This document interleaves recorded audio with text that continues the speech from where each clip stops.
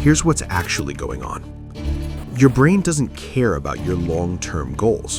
What it cares about is resource management. Attention costs energy. Holding focus on something costs energy. So your brain is constantly running background checks. Does this still need tracking? Is this still unresolved? Is this still a threat or a gap?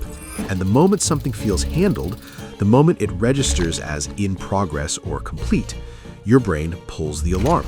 Not because you consciously decided to care less, but because the system that was keeping you vigilant just got the signal, problem solved. That's why progress is dangerous, because progress feels like resolution. You've done it a few times. You've proven you can. You've moved from not yet to in motion. And to your brain, that shift reads as this is no longer urgent, so it stops allocating attention to it. The alarm turns off. Your brain treats identity confirmation as task completion. Once you feel like someone who does this, the brain stops treating it like something that still needs doing. And here's where it gets tricky. Because when that pressure drops, it doesn't feel wrong. It feels right. It feels calm, rational, earned, like you finally moved past the frantic beginner energy and into something more sustainable. You tell yourself, I don't need to be so rigid anymore. I can be flexible now. I've proven I can do this. I don't need to stress about it. And that sounds mature. It sounds like growth, like you're no longer dependent on streak anxiety or artificial pressure. But what's actually happening is different. You're not becoming more mature. You're becoming more relaxed about something that isn't stable yet. The habit isn't built. The behavior isn't automatic. The identity isn't real yet. It's aspirational, but because it feels real, you treat it like it's already done. And that premature sense of safety is what kills the urgency, not in a way that feels dangerous, in a way that feels reasonable. So the problem isn't resistance, the problem is reward, specifically early identity reward. Your brain gives you the feeling of being consistent before consistency is actually built. It gives you the relief of I'm making progress before the progress is locked in. And once that reward has been collected, the system that was driving you forward relaxes. So the real question isn't why do I keep failing? The real question is when did I start feeling like I'd already succeeded? Because that's the moment everything changed. Not when you skipped, but when you felt safe enough to stop protecting the behavior. So now you know what breaks, you know when it breaks, and you know why it breaks. But that leaves one question unanswered. If feeling complete kills consistency before consistency is actually built, if progress itself becomes the problem, if safety shuts down urgency too early, then what actually keeps something alive long enough to become real, without forcing it, without faking urgency, without pretending you don't feel safe yet? Because you can't just stress yourself into staying alert forever. That's not sustainable. So what does work?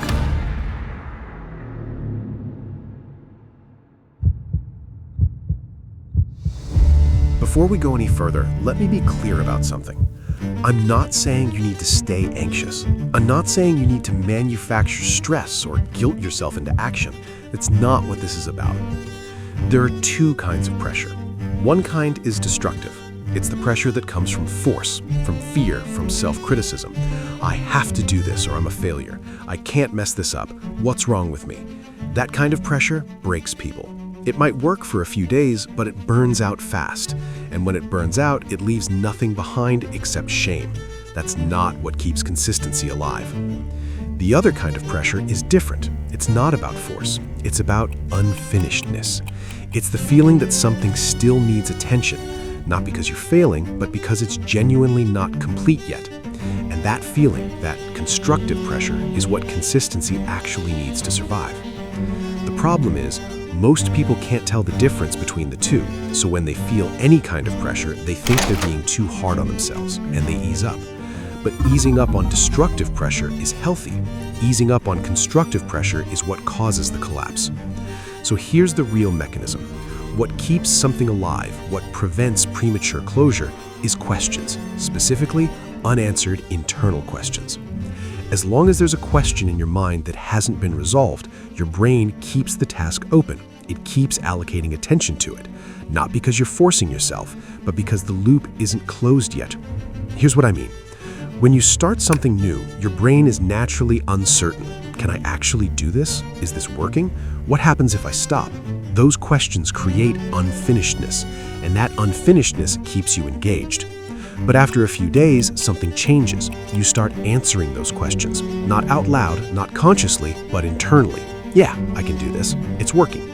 I know I can come back whenever. And once those questions feel answered, the brain treats the task as resolved. The loop closes. Attention gets pulled. So what actually keeps consistency alive isn't pretending you're still uncertain when you're not. It's asking better questions. Questions that don't get answered too quickly.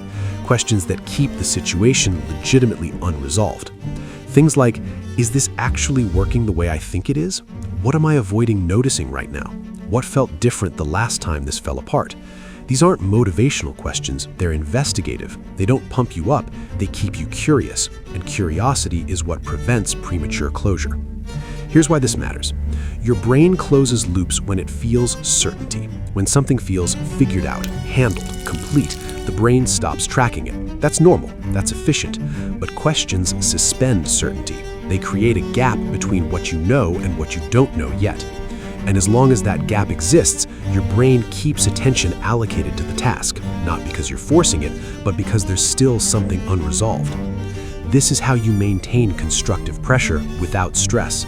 You're not guilting yourself. You're not manufacturing anxiety. You're just staying genuinely curious about what's actually happening. And that curiosity keeps the loop open. So here's the shift I want you to make. Stop thinking of yourself as someone who needs to try harder. You're not someone who forces behavior.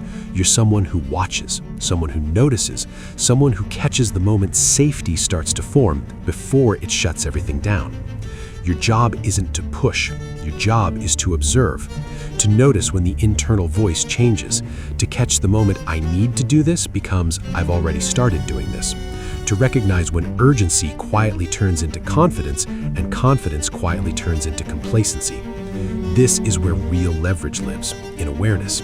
Because once you see the shift happening, you can interrupt it, not by forcing yourself back into panic mode, but by asking a question that reopens the loop. Wait, am I actually as established as I feel right now? What changed in the last 2 days that made this feel easier? Is this momentum or is this the beginning of the fade? Those questions don't feel heavy, they feel clarifying, and clarity is what keeps you from coasting into collapse. So if noticing is the real leverage point, if awareness is what prevents premature closure, then the next question becomes obvious. What exactly should you be watching for? What does safety actually sound like when it's forming? But more importantly, when the pressure drops and safety appears, when you catch yourself feeling like, I've got this now, what do you actually do differently in that moment? Not later, not as a system, right then, in real time. Because knowing what's happening doesn't help if you don't know what to do about it.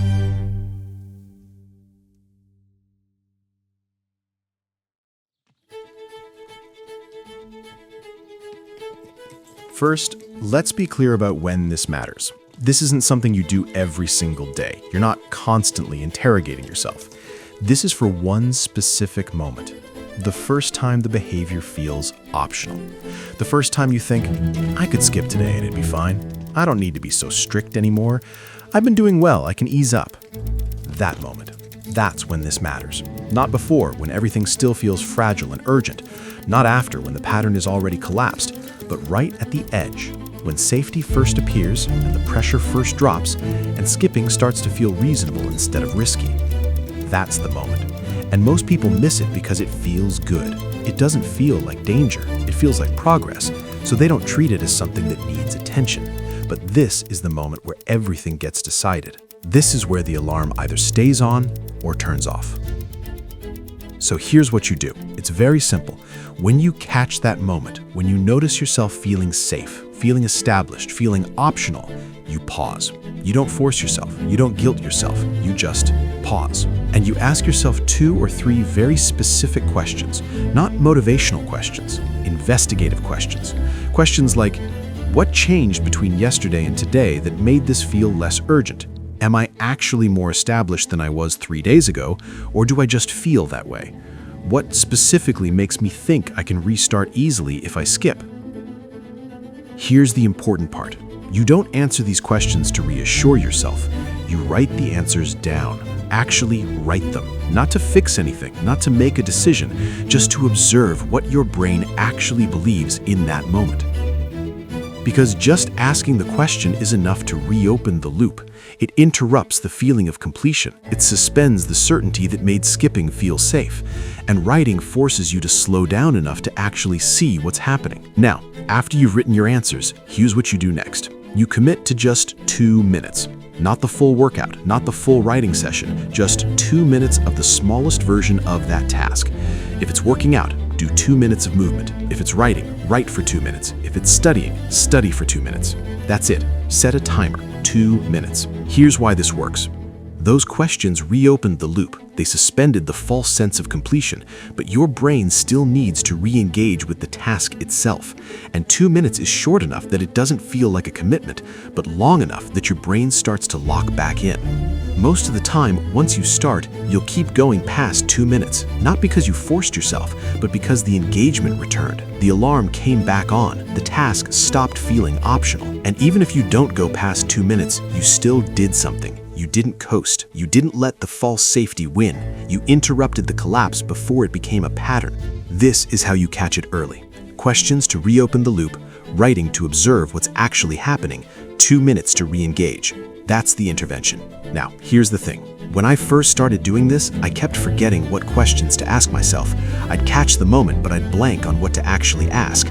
So I started keeping a list, the exact questions I needed when things started to feel optional. Questions like, what felt different right before I stopped last time? Am I treating progress as permission? What's the earliest sign that I'm about to coast? I put those questions into a simple playbook, and I also included a prompt you can use with AI if you want help thinking through your specific situation, something to analyze what's actually happening in your case. If you're someone who's tired of restarting and actually wants to catch the change early, get it now. Links in the description. Either way, the point isn't the playbook. The point is what you do with the insight. You now know what breaks. You know when it breaks. You know why it breaks. And you know what to do about it. The rest is just noticing sooner.